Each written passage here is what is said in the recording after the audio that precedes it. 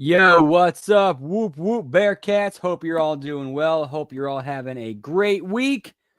It's a late night Tuesday night, so you know what that means, pal. It's HMG after dark.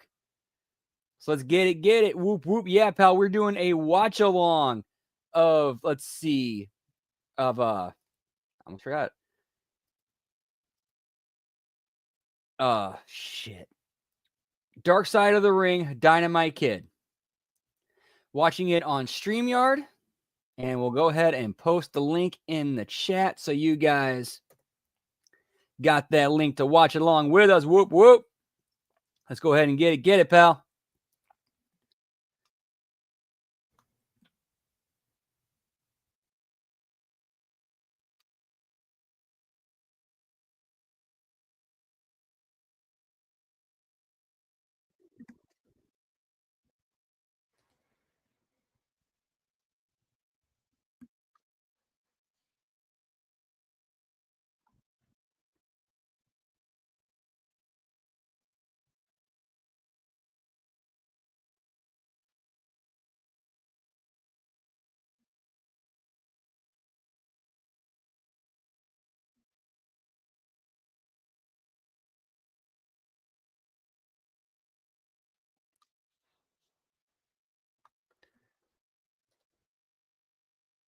Tis the season to be yeeting. Fa la la la la la la la, pal. What's up, Cam? Good to see you. Whoop, whoop.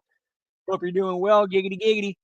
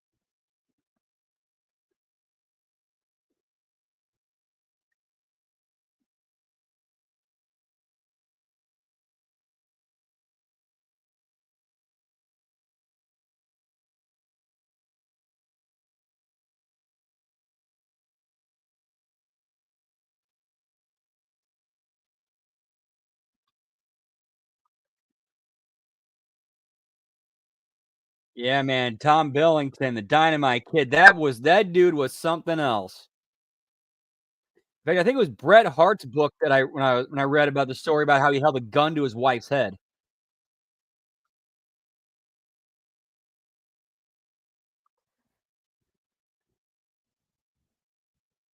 To be fair, like, yeah, Dynamite Kid left a positive, impact on the wrestling business itself, but, like, life itself, not so much.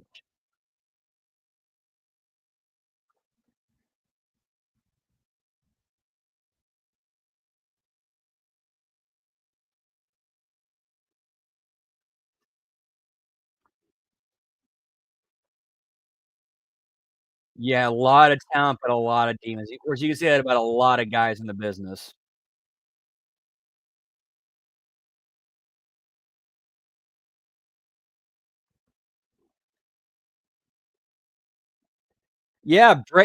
Bret Hart's wife, that was a re yeah.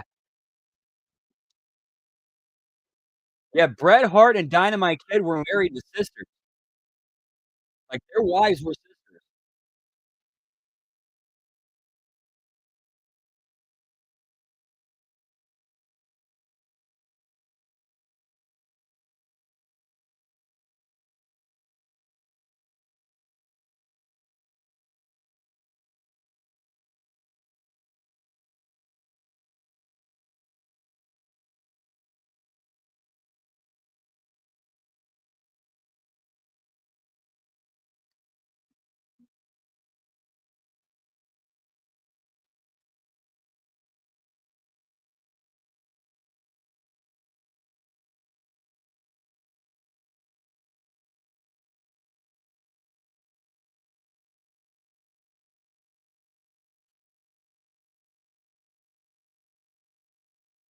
Let me do something a little different since this is a I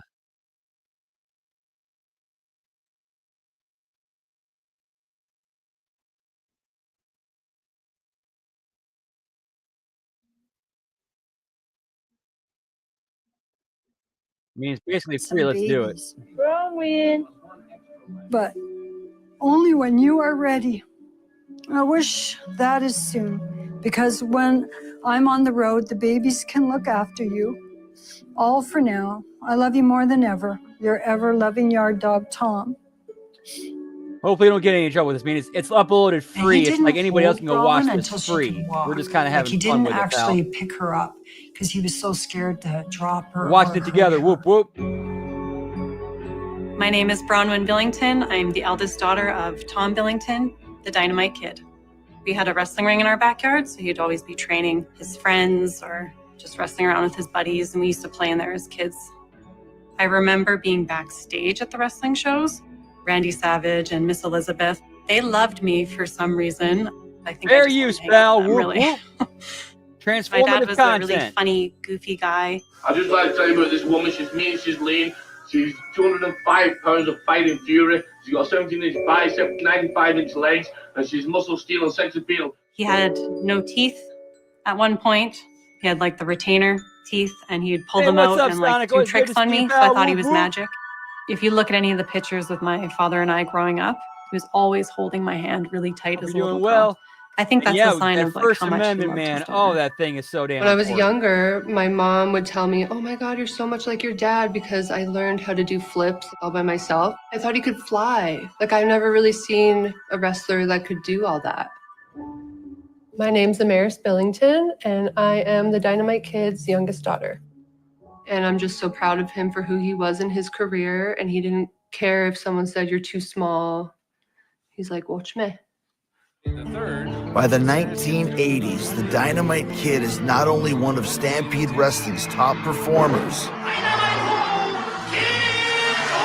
he's also catapulted himself to superstardom on the other side of the globe. And some of the greatest matches. Oh yeah, took that's when place we were in Japan. Like him and Tiger Mask. Of course, you got the Tiger Mask. My name is Mick Foley. I wrestled from 1985. Although I watched that match to with Tiger, with Dynamite. There was Kid a series of moves that he did with Satoru Sayama, the original. That didn't do anything for me. I'm sorry, I just could not like get magic. into it.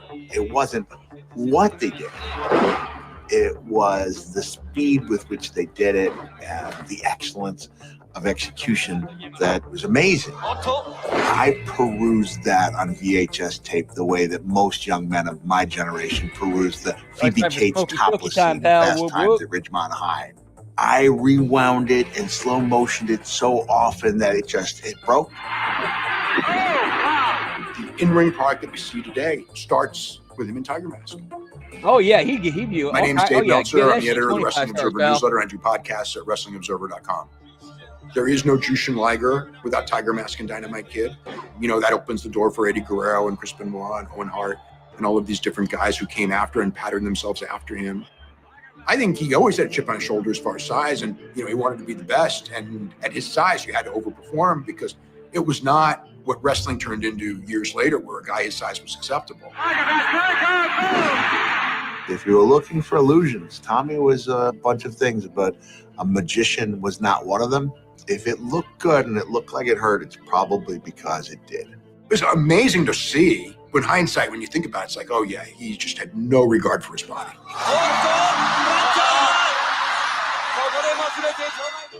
In 1984, the Dynamite Kid's fearlessness in the ring pays off as he signs with the WWF, joining cousin Davey Boy Smith, brother-in-law Bret Hart, and Jim the Anvil Neidhart.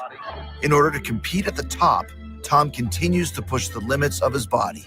Tom's physical changes. Dude, it would not be it, dude. Once he went to yeah, they were basically the same almost. Doing a lot of steroids at the time. The Dynamite Kid. Like Benoit was almost a copy of Dynamite. One big muscle. Like he was like Mighty Mouse. Like this guy. Dude, he grew his hair out. He looked just like Dynamite. Muscles just ripping out of his ass. Give me TNT, boy. Yeah, pal. Whoop, whoop. What's up? My name is Dan Spivey. I'm a friend of Dynamite Kids. Danny Spivey, of course. people paid money to come see a bunch of OGC muscular guys in the house. Yeah, beat on pal. each Whoop, other. whoop. Oh, yeah, we And talked about Spidey, pal, steroids man. and did steroids, you know.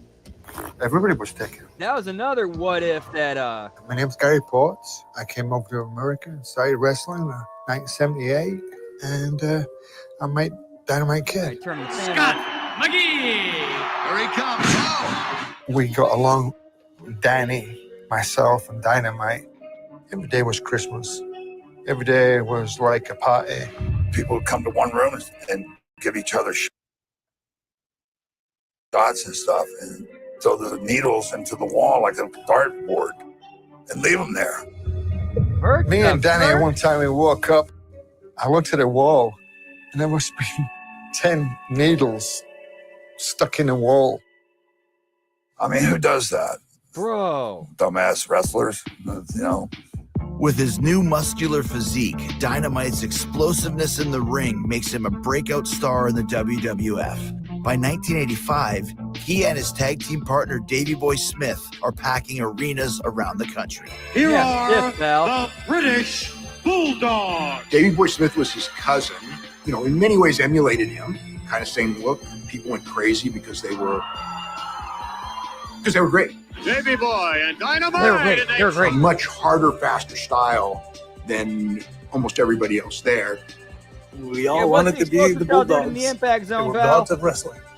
I remember Dynamite doing that fast suplex. Snap suplex. Boom, you were gone, boy, before you knew it.